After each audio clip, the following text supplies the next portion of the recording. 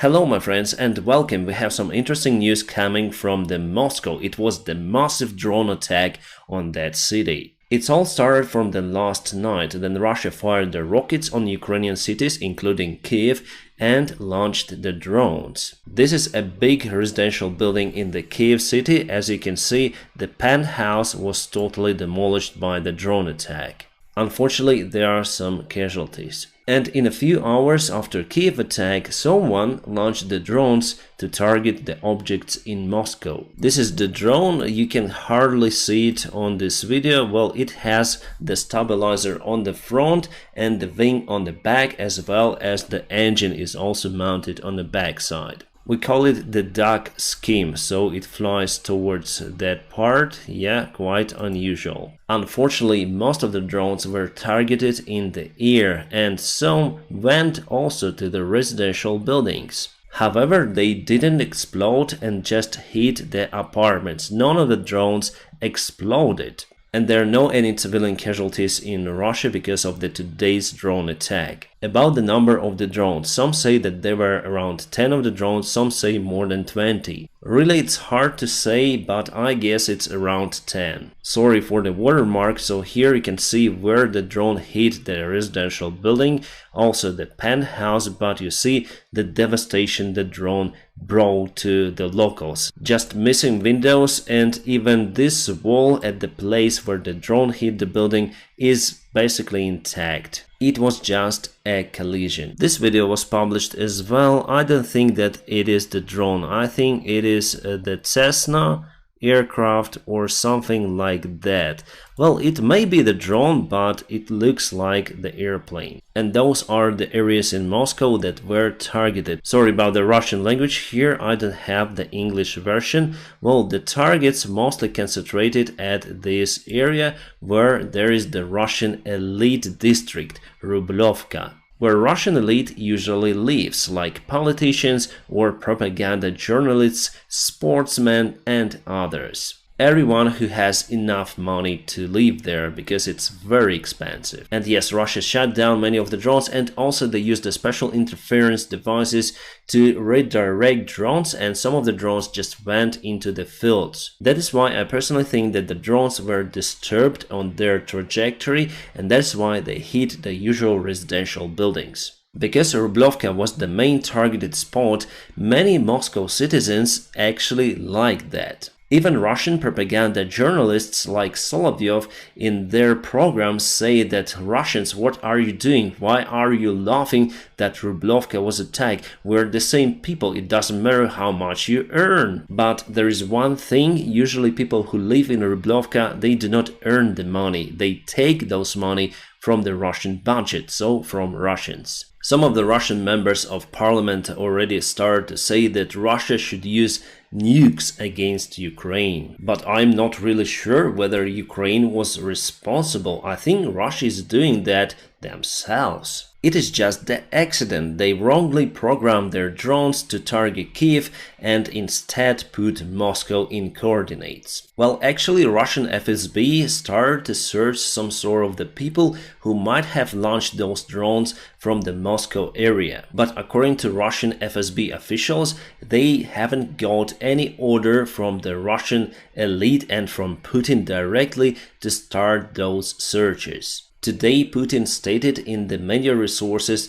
that Russia targeted the Ukrainian intelligence office, but it's false. That building is still alive, it's in Kyiv, I saw many of the photos, so Putin tells lies. This information was spread around 1 week ago. The building is just old and it looks like that there was the fire, but actually no, and Putin spread this misinformation to the media. Putin's secretary Peskov says that Ukraine is responsible for today's attack on the Moscow city, and then journalists ask Peskov what Moscow citizens should do in case of the drone attack. Peskov replied that he has no answer to that question and he prefers not to leave his comment on that issue. There were no any sirens today in Moscow, no alerts, no warnings, nothing. This is how Russia cares about their own people. And again, it shows that the only air defense they have is based in the Moscow city. If those drones had been launched from the Ukrainian territory,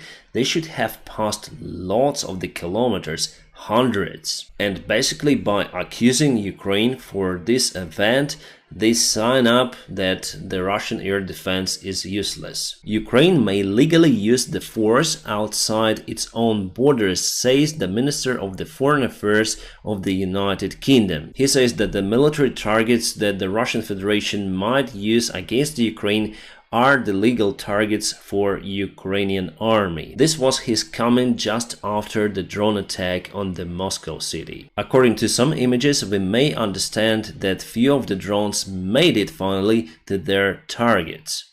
And there's the question whether Ukraine should use the similar attacks as Russia does on our territory, our civilian infrastructure, basically on our people. What I may say that deep in my heart, I would like the Russian people to feel the same as Ukrainian people feel throughout this war. We lose our relatives, we lose our houses. The life in Ukraine in general is very difficult because of their attacks. Our economy declined. So yes, I would like Russians to feel the same, to understand. On the other hand, I do not support attacks on civilian infrastructure. We should stay above it. Military targets, Rublovka, where the Russian elite lives, it's okay. The casual buildings, I don't support that. But again, because Russia uses the interference devices that disrupt the signal for the drone or GPS signal, they may fly the drone as they want, so they may target their own buildings, maybe by chance or maybe on purpose. Anyways, today Russians in Moscow especially realized that the special military operation is not that far away. Just remember, in my last video I told you about the tiny little town at the border with Ukraine in the Belgorod Oblast, Russia. The town name is Shebekino. There were lots of the explosions in that town because Russia placed lots of the military infrastructure in that area. Locals started to complain about the explosions, and what Russian propaganda media does, they just exclude Shebekino from their programs. It seems like there are two parallel Russians. One is in Moscow or St. Petersburg, where the Russian elite is still fine. The other reality is the rest of Russia, including Shebekino and all those Russians who somehow fight still in Ukraine. And today those realities just collide. And I think lots of the elite members of Russia, including politicians and other public figures, will leave Russia for good. If it was the Ukraine that conducted those attacks, it is a very smart move to target Rublovka. The Russian Legion of Freedom has started the program to recruit thousands of soldiers from the Russian people.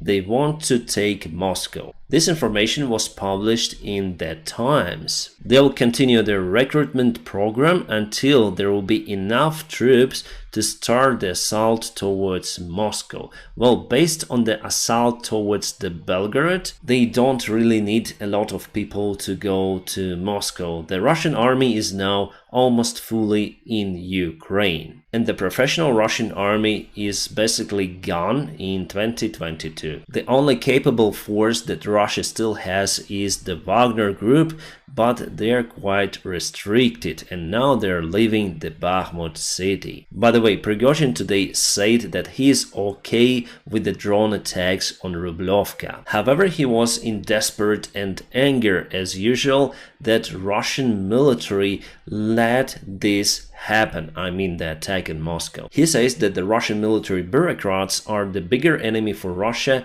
than Ukraine. We have the photo from the destroyed Russian barracks. This building was totally demolished, probably by Storm Shadow cruise missile, or maybe many of those missiles, because devastation is terrible, and it is reported that Russia lost around 100 soldiers. It happened near to Mariupol, and there is the small town Yurivka. By the way, today is the last day of the spring. Many of the Ukrainian officials promised the counteroffensive during the springtime. Also many of the Western allies, by the way. The weather is not the issue any longer, as many of the media resources said before. Also I said about it, so probably we are still waiting for some sort of the weaponry. Again, President Zelensky yesterday stated that they agreed the date for the counteroffensive and he already ordered it. But we are out of clue when it will happen. Melitopol was also hit today, and there's the road that Russia uses for their supplies. Well, what I was able to find is this Ukrainian-made drone. Definitely you can see some bombs under the fuselage, but this is not the kamikaze drone. And let's watch the video once again. Probably it's not the same. So here's the video. Let me stop somewhere to show you. The cameraman is not doing a fantastic job, but I hope you're able to see that there are some reinforcements of the wing construction, like you may find on many of the airplanes. Basically those tubes, we call it raschalki. But there is no such a device on the Ukrainian-made drone. On the video it was like that. Like on the bigger airplanes, for the small drone you don't really need that. There was just a minor update of the front lines today, so tomorrow we'll see more, I think. Hopefully the news will be positive for Ukraine. Now let's measure the distance from the Russian capital to, let's say, Ukrainian border. It's 529 kilometers, so actually we may try to use the Storm Shadow rockets or cruise missiles, because potentially they have the range up to 560 kilometers. We'll see that in the future, and I expect more drone attacks on the other parts of Russia, including Moscow. From what I understood, today's assault was the first try, and in the future there will be many more drones. My friends, now press the like to this video, and also if you want to support my job, you may find some of the links in the video description just below. You may support me on Patreon or on the sponsorship of this YouTube channel. My friends, thank you so much for your kind support and your awesome help. I wish you all a peaceful sky wherever you are, and have a great time.